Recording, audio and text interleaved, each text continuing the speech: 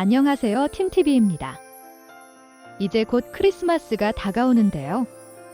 베트남 여성들의 일반적인 특징에 대하여 간략하게 정리해 보려고 하다가 갑자기 베트남에서 보냈던 크리스마스가 기억이 나서 베트남의 크리스마스가 한국과 어떻게 다른지 먼저 정리해 보려고 합니다. 설명하기에 앞서 종교적인 내용이 아니라 문화적 차이에 대한 내용이며 크리스마스가 특정 종교들과 관련이 되어 있기 때문에 기독교와 천주교를 통합하여 이 영상에서는 교회라고 부르도록 하겠습니다. 한국의 경우 대형 교회도 많으며 작은 동네 골목에도 교회가 존재하는 일명 교회 강국 중의 하나입니다. 하지만 이러한 종교적인 이유를 제외하고도 한국은 크리스마스가 되면 그 분위기를 즐기기 위하여 많은 사람들이 거리를 활보했으며 이미 12월에 들어서자마자 어디에서나 신나는 크리스마스 캐롤들이 스피커에서 흘러나오곤 했었죠. 현재는 저작권 등의 문제로 길거리에서 캐롤이 사라졌기 때문일까요? 예전보다는 크리스마스의 분위기가 조금 식은 듯한 느낌이 들기도 하는데요. 한국에서도 신나는 캐롤과 함께 즐기던 화이트 크리스마스가 그리워지기도 합니다. 그렇다면 베트남은 어떨까요? 한국과는 다르게 베트남에서의 크리스마스는 공휴일이 아닙니다. 대부분의 직장인들은 연차를 쓰지 않는 이상 아침 일찍 출근을 해야만 하죠. 또한 각 도시마다 큰 성당이 존재하기는 하지만 한국처럼 많은 것도 아니고 교회의 십자가를 보는 것도 한국보다는 어렵습니다. 그럼에도 베트남에서도 종교적인 이유가 아니라 축제의 하나로 인식하여 분위기에 몸을 맡기는데요. 대부분의 식당이나 카페, 쇼핑몰 등 어딜 가더라도 크리스마스 캐롤이 자연스럽게 흘러나오고 대형 쇼핑몰의 정중앙에는 크리스마스 트리가 장식되기도 합니다. 다음날 아침 일찍 출근을 해야 함에도 불구하고 아내와 함께 아이들을 데리고 공원에 나오거나 연인과 함께 행복한 시간을 보내기도 하죠. 특히 하노이 여행에서 빠질 수 없는 호안기엠의 주변은 차량이 통제되고 호수 주변의 모든 거리가 밤 12시가 되도록 사람들로 붐비게 됩니다.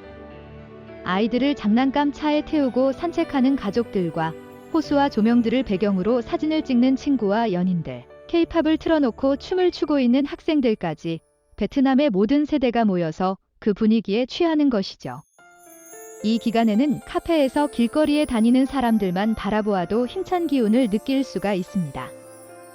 조금 거리를 이동해서 배낭 여행객들에게 유명한 맥주 거리 등을 다녀보면 수많은 베트남의 젊은 세대들이 맥주와 분위기를 즐기고 있는데요.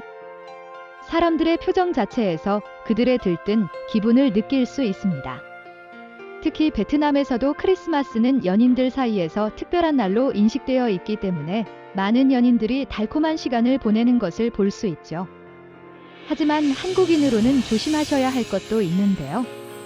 많은 베트남인들이 클럽뿐만 아니라 맥주거리와 같은 노점상에서도 해피 벌룬 또는 스마일 풍선이라는 풍선을 들고 있는 것을 쉽게 볼 수 있는데요. 그 안의 가스를 마시게 되면 신경계를 마비시켜서 일종의 마약 효과를 느낄 수 있습니다. 이는 치과에서 마취용으로 쓰는 가스를 풍선에 넣은 것인데요. 실제로 베트남 현지에서도 이를 과다하게 흡입하여 사망사고가 발생하기도 하고 한국에서는 이를 마약으로 분류하여 베트남에서 한국으로 입국 시 적발되기도 합니다. 최근에는 베트남에서도 그 위험성을 인식하여 금지시키고 있습니다.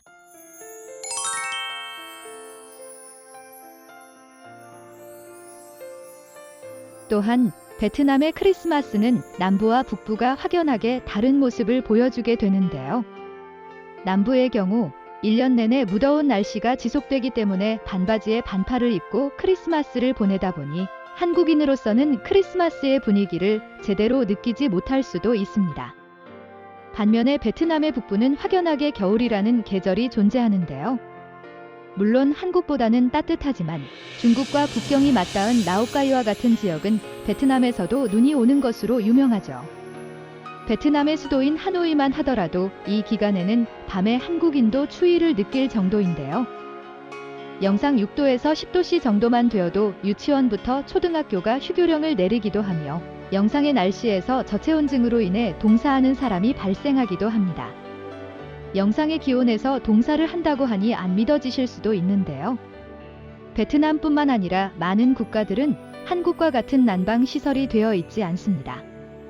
그렇기 때문에 영상의 기온에도 불구하고 베트남 북부에서의 겨울은 한국인도 호텔에서 얼어 죽을 수도 있겠구나라는 생각이 들 정도인데요.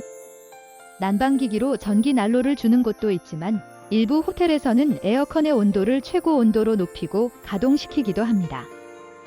하지만 그것으로 난방이 될 리는 없겠죠.